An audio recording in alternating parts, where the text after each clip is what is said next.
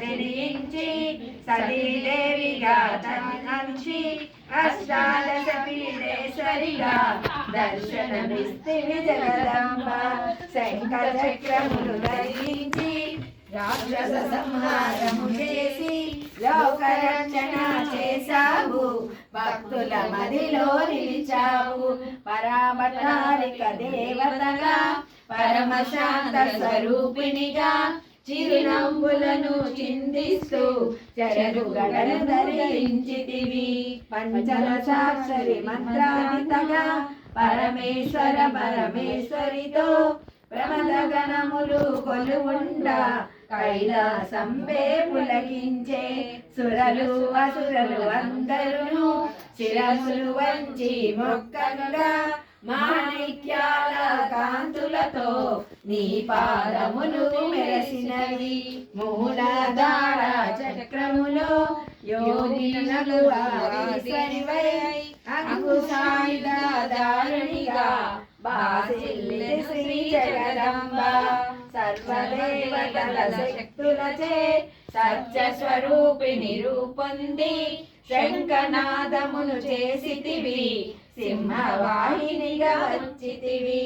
మహామేరువు నిలయనివి మందార కుసుమమాలలతో మునులందరూ నిన్ను కొలవంగా మోక్ష మార్గము చూపితివి.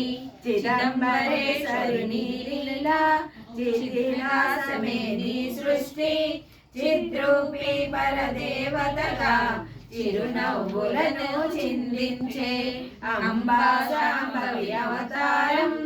అమృతపానం నీ నామం, అద్భుతమైనది నీ మహిమ, అతి సుందరము నీ రూపం.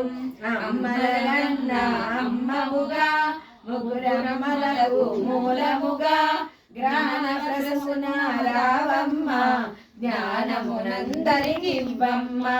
నిష్టగా నిన్నే కొలిచెదము, నీ పూజలనే చేసెదము, కష్టములన్నీ కడతేర్చి కనికరముగా కాపాడు.